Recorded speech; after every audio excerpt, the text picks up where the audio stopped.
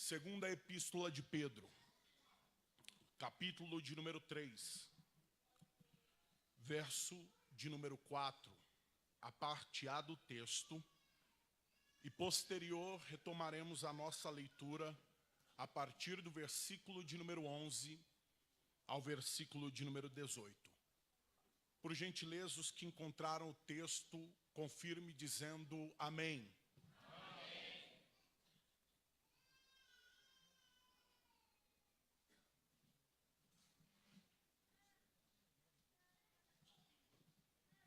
Segunda Epístola de Pedro, capítulo de número 3, verso 4 e versos 11 a 18. Leiamos o texto.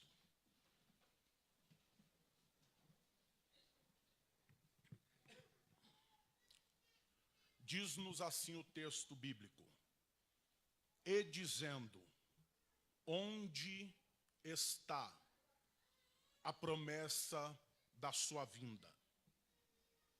E dizendo, onde está a promessa da sua vinda? Versículo de número 11. Visto que todas estas coisas hão de ser assim desfeitas, deveis ser tais como os que vivem em santo procedimento e piedade, esperando e apressando a vinda do dia de Deus, por causa do qual os céus incendiados serão desfeitos e os elementos abrasados se derreterão. Nós, porém, segundo a sua promessa, esperamos novos céus e nova terra, nos quais habita a justiça. Por essa razão, pois, amados, esperando estas coisas, empenhai-vos por serdes achados por ele em paz, sem mácula e irrepreensíveis, e tende por salvação a longanimidade de nosso Senhor. Como igualmente o nosso amado irmão Paulo vos escreveu, segundo a sabedoria que lhe foi dada. E ao falar acerca destes assuntos, como de fato costuma fazer em todas as suas epístolas, nas quais há certas coisas difíceis de entender, que os ignorantes e instáveis deturpam, como também deturpam as demais escrituras para a própria destruição deles. Vós, pois, amados, prevenidos como estáis de antemão, acautelai-vos. Não suceda que, arrastados pelo erro desses insubordinados, descaiais da vossa própria firmeza. Antes, crescei na graça e no conhecimento de nosso Senhor e Salvador Jesus Cristo. A Ele seja a glória, tanto agora como no dia eterno. Amém. Assentem-se, por gentileza.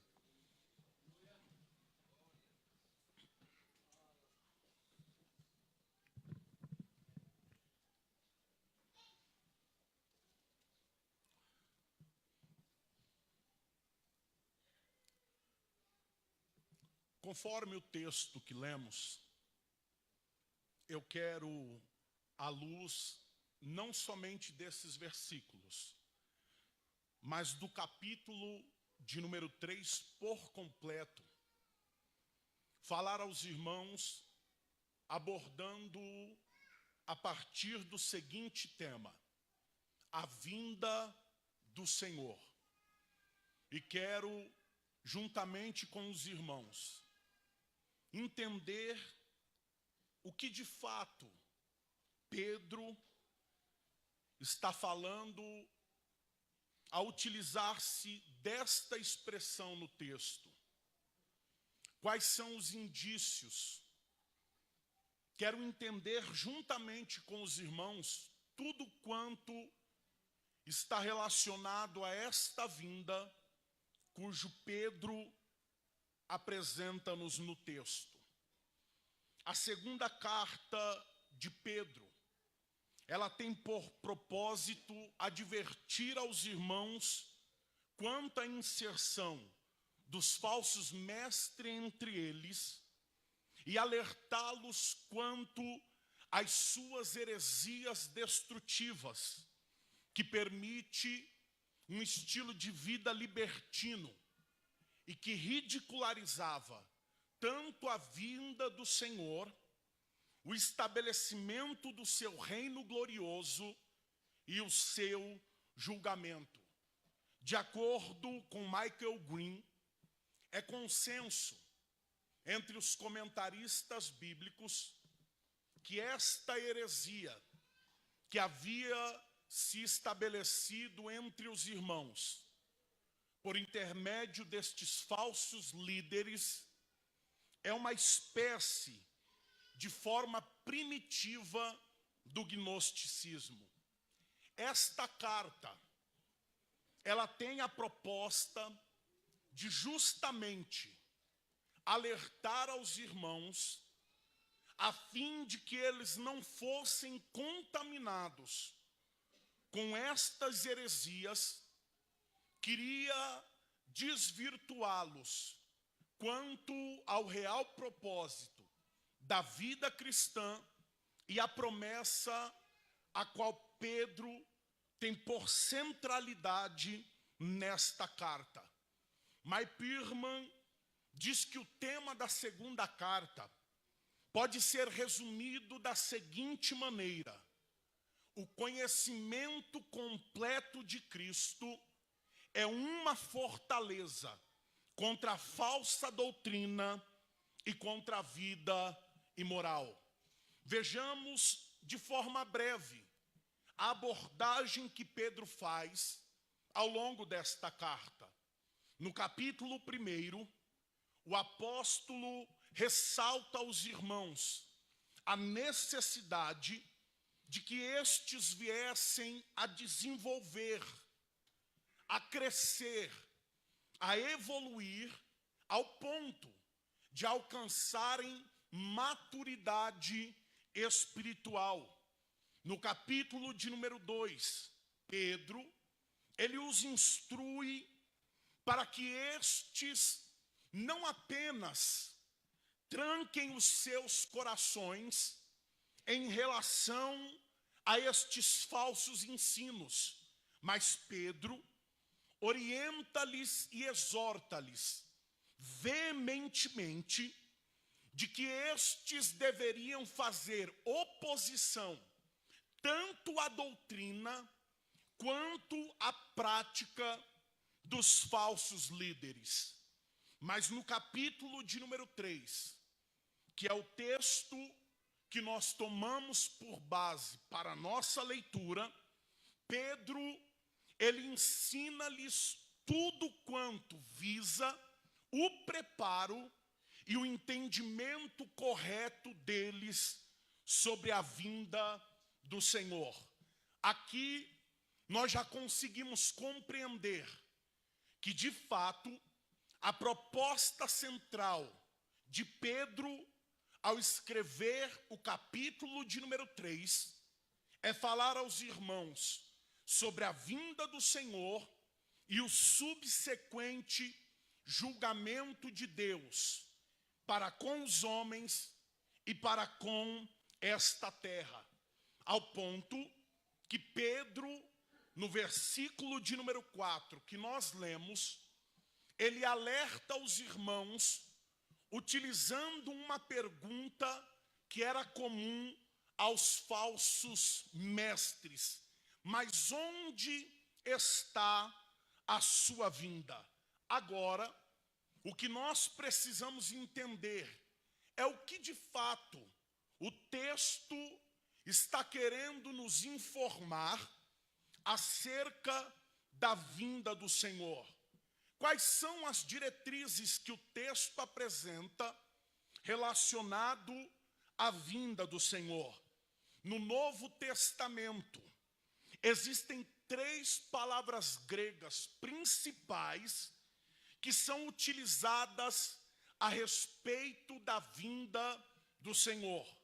A primeira é parúsia, que significa a vinda e subsequente presença. A segunda é apocalipsis, que significa remover um véu, uma revelação. E a terceira é epifaneia, que significa manifestação. O termo utilizado por Pedro no versículo de número 4 é parúsia.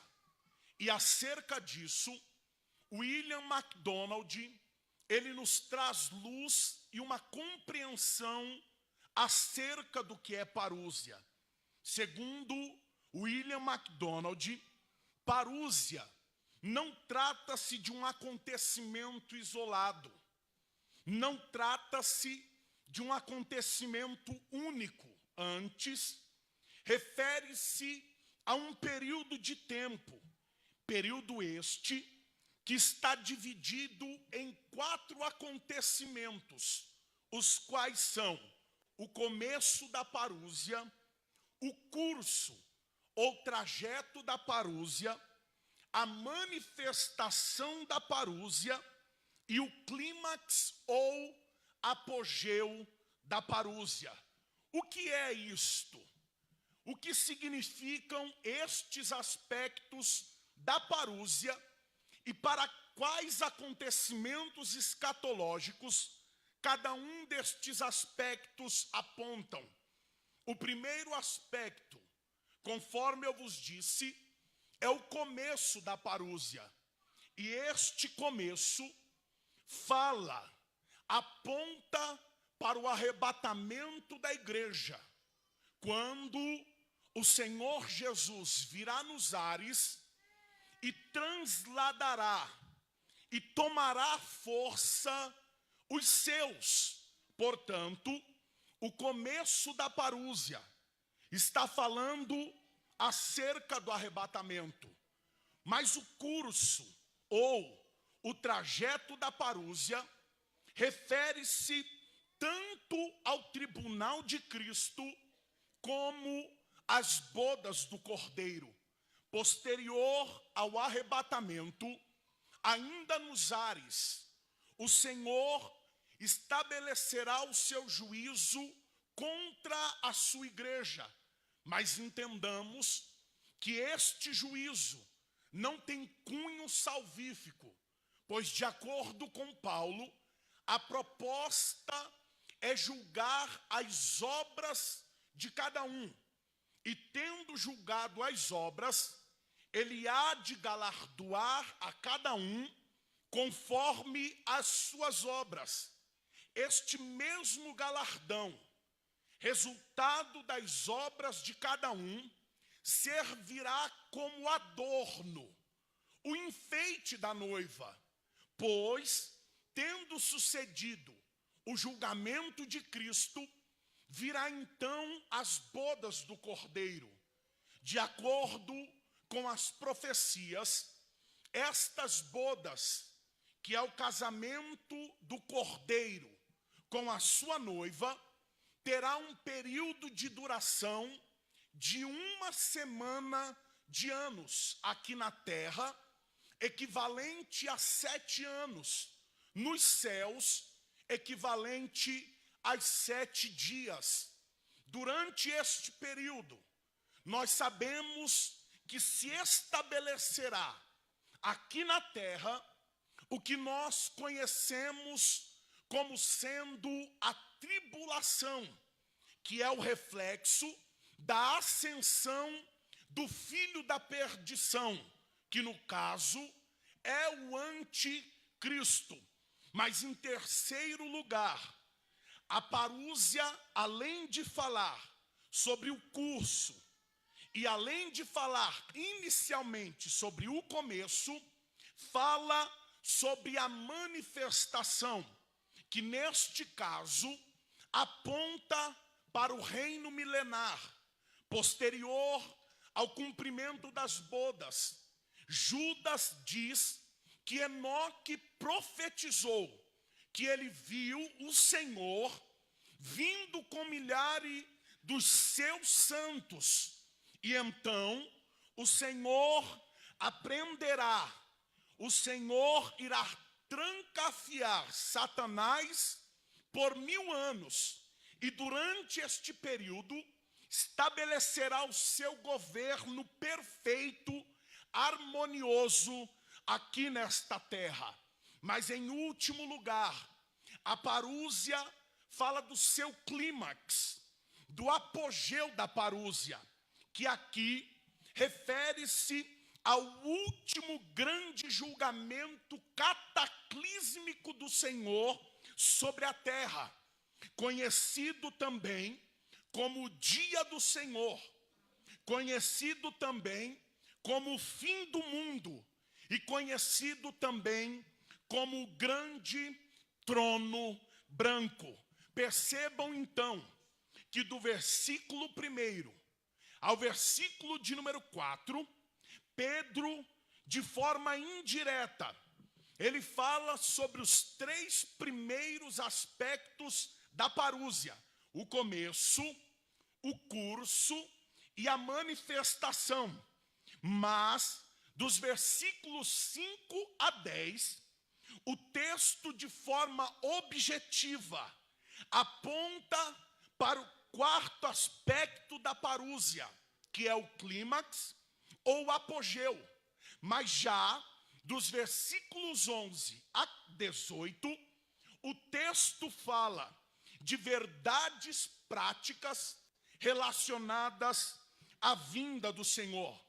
Vejamos então, à luz do texto, em sua íntegra, a vinda do Senhor a partir de 3 perspectivas, as quais são, em primeiro lugar, a realidade sobre a vinda do Senhor. Em segundo lugar, a evidência que comprova que o Senhor está vindo. E em terceiro lugar, a conduta que aqueles que creem e aguardam a vinda do Senhor devem ter. Em primeiro lugar, como eu vos disse, o texto nos fala, nos versículos de número 2, acerca da realidade sobre a vinda do Senhor. Após o apóstolo recobrar a consciência dos irmãos, dizendo-lhes que tudo quanto ele há de falar, a partir de então, ele já havia falado-lhes, ele vai dizer que este ensino, que ele já falou na primeira carta, mas que ele torna a falar aqui no capítulo de número 3, não é fruto do seu intelecto, não é fruto da sua capacidade. E percebam que este ensino é falar sobre a vinda do Senhor. E então, o que Pedro vai dizer no versículo de número 2, nos mostra e nos dá base para mostrarmos a realidade sobre a vinda do Senhor. A vinda do Senhor, ela não é utopia. A vinda do Senhor não é uma esperança elaborada na mente de um inflamado e eloquente pregador. A vinda do Senhor, ela não é uma ferramenta de assombro gerada nos laboratórios teológicos. Antes, a vinda do Senhor é uma realidade.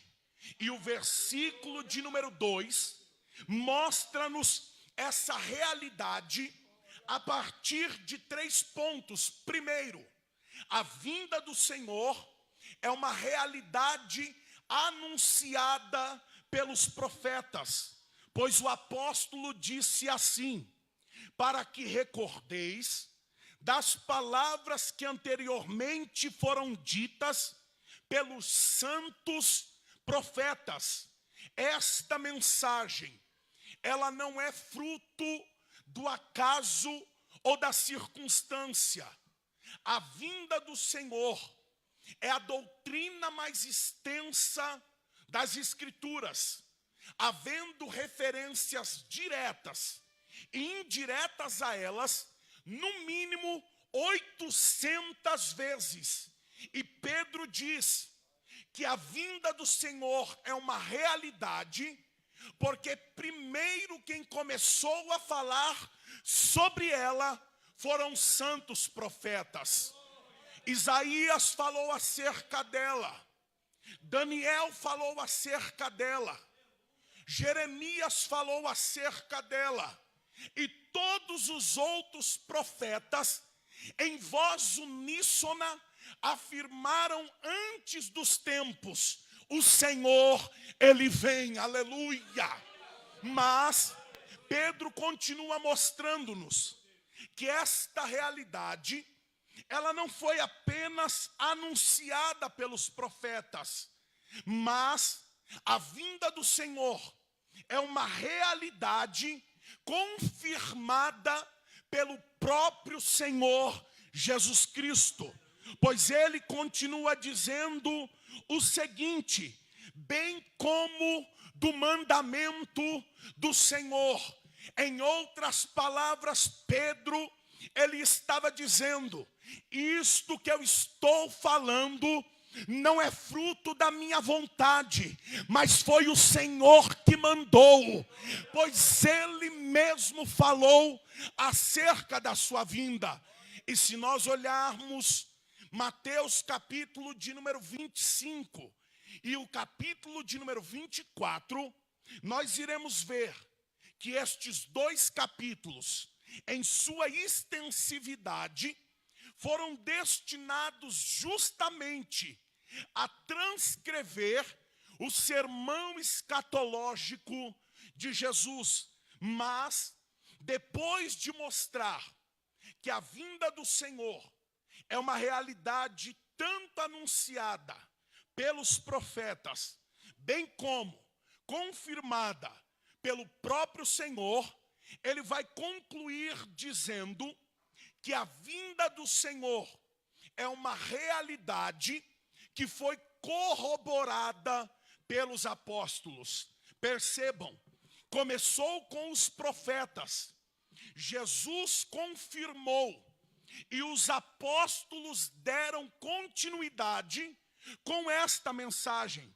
Pois Pedro vai dizer: ensinado pelos vossos apóstolos. E de fato, quando nós olhamos o Novo Testamento, é perceptível que a todo instante a vinda do Senhor é anunciada. Paulo falou por diversas vezes em suas epístolas. Pedro falou acerca da vinda do Senhor. João também falou acerca deste assunto. Judas e Tiago também abordaram acerca da vinda do Senhor. Percebamos então que esta vinda, de fato, ela é uma realidade. E o que nós podemos concluir acerca disso é que a nossa convicção de que a vinda do Senhor é uma realidade não está pautado nas leis da física. Para que nós creiamos e saibamos que a vinda do Senhor é uma realidade, nós não precisamos que a NASA nos afirme que isto é uma realidade, ou tampouco nós precisamos de embasamentos científicos para que nós saibamos que a vinda do Senhor é uma realidade, mas nós temos a sua palavra que comprova que de fato que a sua vinda é uma realidade. E por conta disso, Pedro, no capítulo de número 2, versículos 16, 19, 20 e 21, ele vai dizer: porque não vos demos a conhecer o poder e a vinda do nosso Senhor Jesus Cristo, seguindo fábulas engenhosamente inventadas. Mas nós mesmos fomos testemunhas oculares da sua majestade, aleluia. E ele continua dizendo: temos assim tanto mais confirmada a palavra profética. Percebam novamente Pedro iniciando a realidade anunciada pelos profetas. Temos assim tanto mais confirmada a palavra profética, e fazei bem em entendê-la, como uma candeia que brilha em lugar tenebroso, até que o dia clareie e a estrela da alva nasça em vosso coração, sabendo primeiramente isto, que nenhuma profecia da Escritura provém de particular elucidação. Aquilo que os profetas disseram, aquilo que Jesus confirmou e aquilo que os apóstolos corroboraram, não foi fruto de particular interpretação, não foi fruto circunstancial. Até porque o mesmo Pedro, na primeira carta, capítulo 1, verso 10, diz que os profetas, por causa do Espírito de Cristo que estava neles, eles começaram a investigar quando todas estas coisas haveriam de conhecer. Sabe o que isso está ressaltando a nós? Naqueles tempos, há milênios atrás, eles estavam tão convictos de que a vinda era uma realidade, que eles disseram: eu tenho que saber quando isso vai acontecer, eu preciso saber, eu vou investigar. Então Pedro continua no verso 21, porque nunca, jamais qualquer profecia foi dada por vontade humana. Entretanto, homens santos falaram da parte de Deus, movidos pelo Espírito Santo. O que a igreja precisa saber nesta noite é que a vinda do Senhor é uma realidade, não porque os profetas falaram, não porque apenas Jesus confirmou, não porque os apóstolos corroboraram, mas porque esta mensagem tem origem na eternidade. É o Espírito quem deu, é o Espírito quem gerou. Sobretudo, precisamos entender que além de todas estas coisas, a vinda do Senhor, ela não é um mito, ela não é um conto, ela não é uma fábula, e tão somente ela não é uma realidade. A vinda do Senhor é uma promessa, pois Jesus mesmo foi quem disse, apresenta que além da vinda do Senhor ser uma realidade, ele nos mostra a evidência que aponta para a vinda do Senhor. Dos versículos 3 ao versículo 10, ele nos mostra todas estas evidências.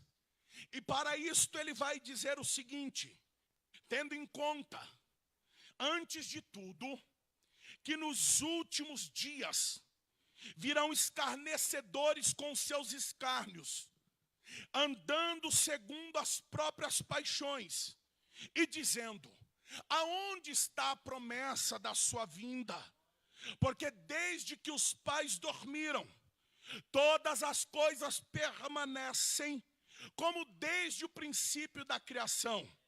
Porque deliberadamente eles se esquecem que de longo tempo houve céus bem como terra, a qual surgiu da água, e através da água pela palavra de Deus, pela qual veio a perecer o mundo daquele tempo, afogado em água. Ora, Os céus que agora existem e a terra, pela mesma palavra, têm sido entesouradas. E a ideia aqui é que elas estão sendo guardadas como que em um embrulho de presente. E Pedro diz que isto é para o fogo, estando reservado para o dia do juízo e destruição dos homens ímpios. Há todavia uma coisa, amados, que não deveis esquecer, que para o Senhor um dia é como 1000 anos, e 1000 anos como um dia. Não retardará o Senhor a sua promessa, como alguns a julgam demorada. Pelo contrário, Ele é longânimo para convosco, não querendo que nenhum pereça, senão que todos cheguem ao arrependimento. Virá, entretanto, como ladrão, o dia do Senhor, no qual os céus passarão com estrepitoso estrondo, e os elementos se desfarão abrasados, também a terra e as obras que neles existem. O pastor Hernandes Dias Lopes, ele diz o seguinte, no sentido de conduta, o versículo de número 3 e o versículo de número 4 que nós lemos, Pedro, ele está utilizando o discurso dos falsos mestres, que aqui ele chama de escarnecedores, e que em tom de zombaria, e que em tom de dúvida, em tom de escárnio, eles perguntam sobre a vinda do Senhor. Mas percebam que a pergunta deles é retórica, porque o tom já responde. Quando eles perguntam aonde está a vinda do Senhor, eles, em outras palavras, estão dizendo que eles não creem que o Senhor vem. E o argumento que eles utilizam é, porque desde que os pais morreram, o mundo está da mesma forma, desde a criação.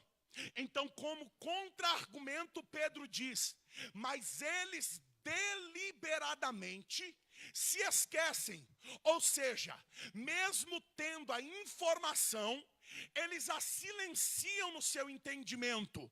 Que informação?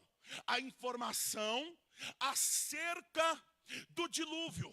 Mas atenhamos-nos um pouco acerca destes escarnecedores, que aponta para a evidência contemporânea.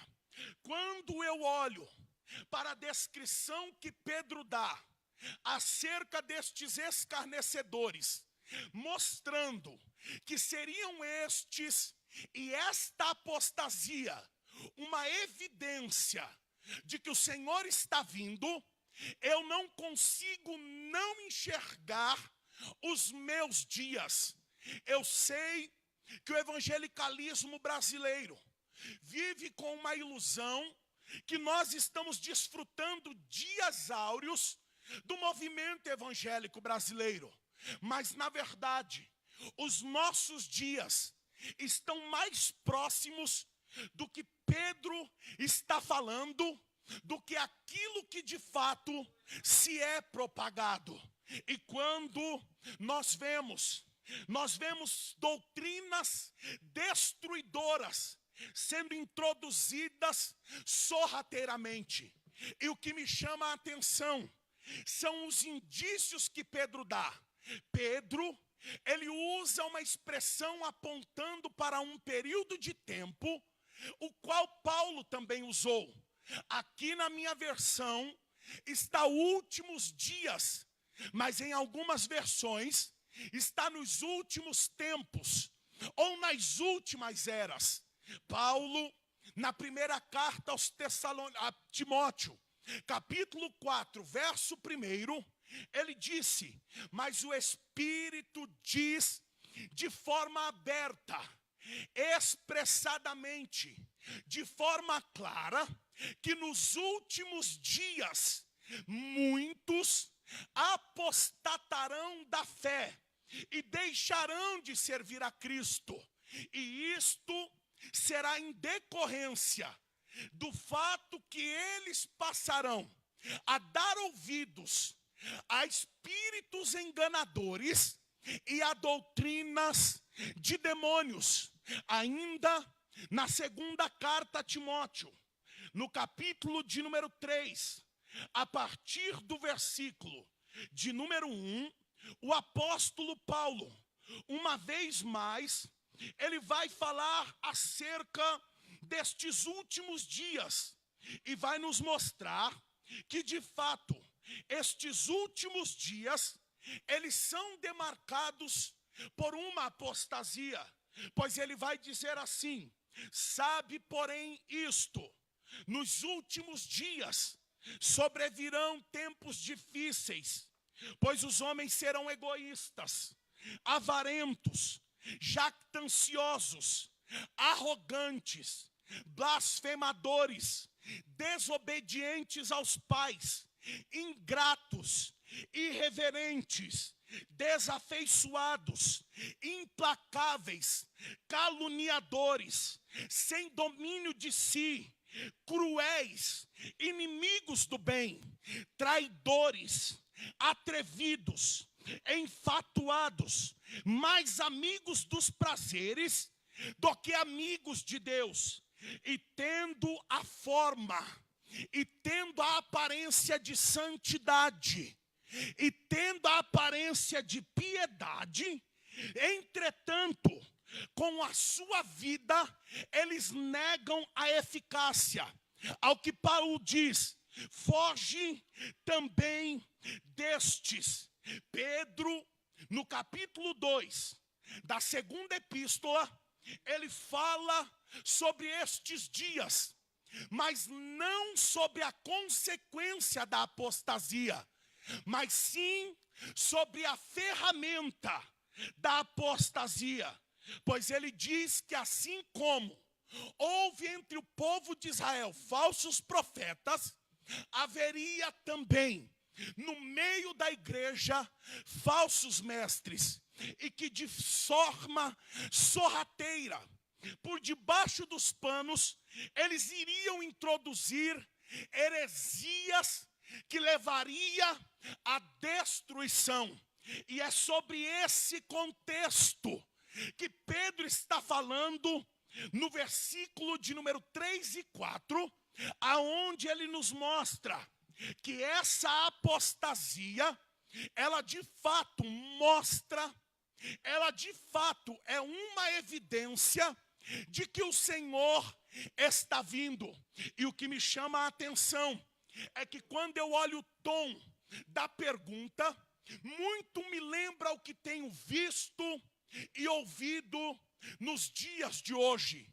Há um grupo teológico chamado Teologia da Libertação, ou também Teologia Progressista, que basicamente tem a palavra de Deus não como sendo em sua plenitude a palavra, mas interpretam-na de formas aonde entendem que alguns trechos são a palavra de Deus.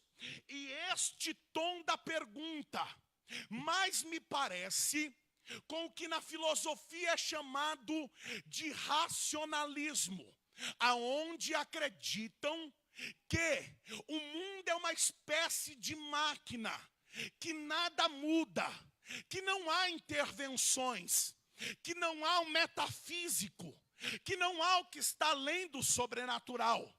Há algum tempo atrás, um líder que hoje, na verdade, mais parece um guru espiritual, ele fez uma carta aberta, aonde ele se declarava como humanista apofático. E o que é isso? Basicamente, ele explica que neste conceito, ele está dizendo que crê em Deus, que crê que o Senhor não é mau. E isso daí todos nós também cremos. Mas ele afirma que a partir disso, ele não crê em nenhuma intervenção divina. Ele não crê que o Senhor possa intervir e mudar os rumos da história. Ele não crê que o Senhor possa dar um livramento de um acidente. Ele não crê que o Senhor possa curar alguém de uma enfermidade. E por conseguinte, ele também não crê que o Senhor está vindo, porque ele não acredita em nenhuma interferência externa, mas acreditando ele ou não, gostando ele ou não, crendo ele ou não, o Senhor está vindo buscar a sua igreja. O Senhor está vindo levar o seu povo. O Senhor breve vem para levar a sua igreja para junto de si. Mas Pedro, ele continua dizendo que além da evidência contemporânea, o versículo 5 e 6, ele nos mostra a evidência histórica, aonde ele aponta para o julgamento do passado. Pois como resposta ao desdém desses falsos líderes, desses escarnecedores que diziam que todas as coisas estavam igual, desde a criação, não é pecado você trabalhar, crescer na empresa. Não é pecado você fazer faculdade, adquirir um diploma acadêmico. Antes, faça isso. Não é pecado você contrair relacionamento visando casamento. É ordenança de Deus. Mas o que você tem que ter em mente é que você deve fazer todas estas coisas com a seguinte força movendo o seu coração: eu estou aqui, mas eu não sou daqui. O meu Senhor, Ele vem me buscar. Além da evidência histórica, Pedro também aponta para a evidência futura. Pois no versículo 7 a 10, ele fala acerca do juízo vindouro. Certo, ele vai realizar.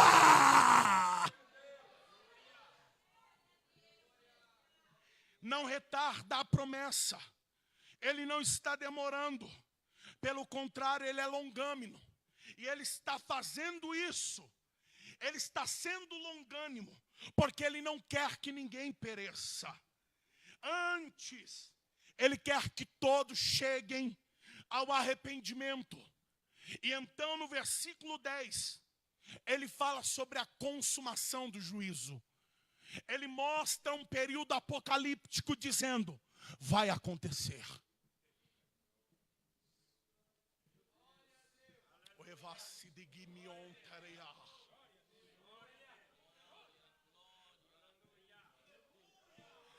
Sabe o drama que às vezes consome o nosso coração?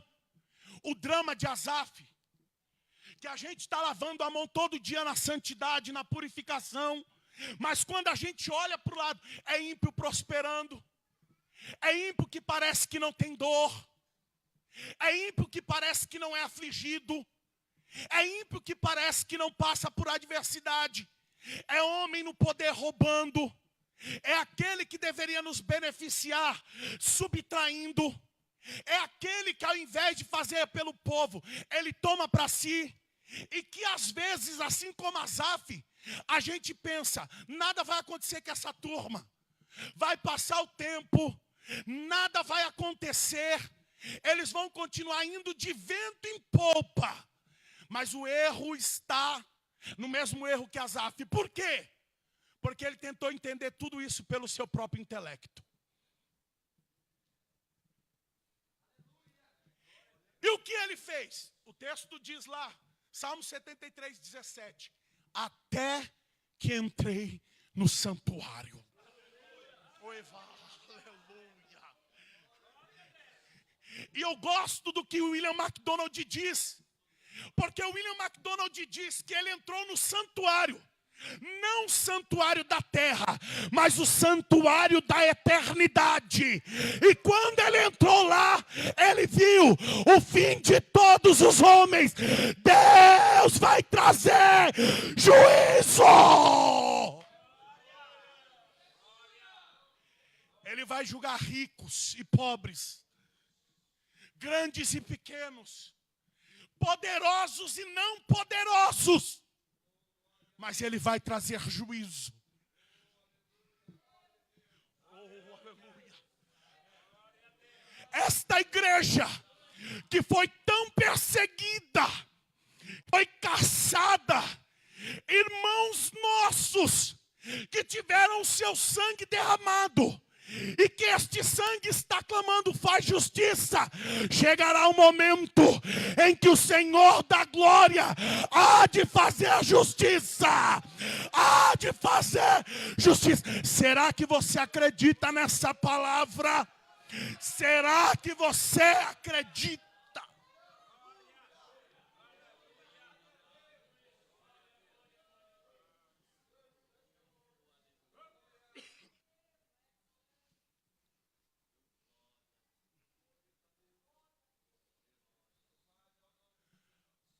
A vinda do Senhor não é tardia, como pensam alguns em tom de desdém.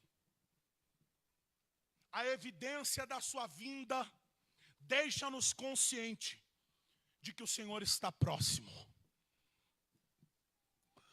A evidência que aponta para a vinda do Senhor nos mostra, Ele está próximo.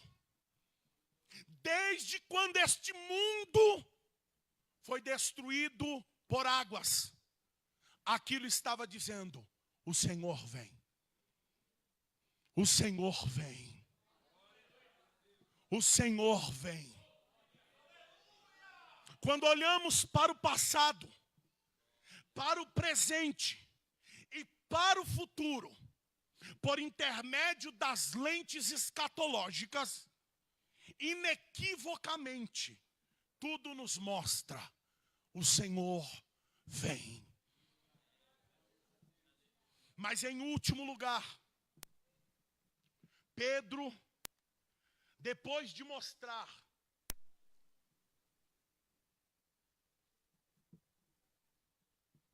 e nos ensinar acerca da sua vinda de forma ampla, quando inicialmente Pedro fala acerca tanto da evidência da sua vinda, como também nos fala sobre a realidade da sua vinda, dos versículos 11 a 18, Pedro então muda o foco. Ele não mais se preocupa em mostrar que a vinda do Senhor é uma realidade. Ele não mais se preocupa em conscientizar os leitores que tudo evidencia que o Senhor vem. Pedro então vai para esta verdade aplicada de forma prática na vida cristã.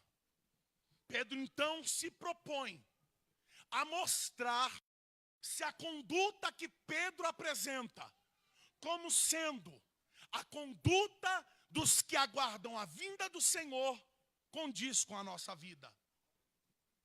Devemos ver se o nosso comportamento se enquadra no que aqui está escrito. Conforme diz David Payne, as predições bíblicas requerem de forma coerente não somente a nossa fé, não basta somente crer, mas especificamente o comportamento compatível com as nossas crenças. Ou seja, aquilo que eu creio se manifesta na minha conduta. A forma como eu creio é quem direciona os meus passos. É como diz Martinho Lutero: Cristo nos chama a imitá-lo, não em sua caminhada sobre as águas, porque é esporádico, é coisa de momento. Mas Ele nos chama a imitá-lo em sua caminhada cotidiana, porque é assim que nós revelamos a nossa fé. Então, à luz dos versículos 11 a 18, nós vemos 3 aspectos da conduta daqueles que aguardam, daqueles que creem e têm a convicção de que o Senhor está vindo. Em primeiro lugar, a conduta dos que aguardam a vinda do Senhor é uma conduta atemporal. O que é isso? Aquele que aguarda a vinda do Senhor, ele não tem um estilo de vida preso, regido e direcionado conforme o seu tempo. Ele tem um estilo de vida acima disso. Em 2 Coríntios 4:18, Paulo ensina que não devemos nos ater nas coisas momentâneas, porque tudo isso passa, é momentâneo, é transitório, mas devemos nos ater nas coisas eternas, porque não passa, porque é permanente. Em Romanos 12:2, Paulo ressalta a igreja dizendo: não vos conformeis com este mundo, não deixe este mundo moldar a sua vida, não deixe este mundo moldar o seu comportamento. E às vezes nós limitamos o pensamento do que é mundo a roupas, a ambientes. E João é quem nos dá um indício do que é mundo. Mundo, de acordo com João, não é um lugar, não são objetos, mas é um estilo de vida, cujo Satanás é o senhor desse estilo de vida. Então, cuidado com fofoca, cuidado com a inveja, cuidado com a contenda, cuidado com todos estes comportamentos que revelam que, na verdade, a nossa religião é apenas externa, mas não é interna, genuína e verdadeira.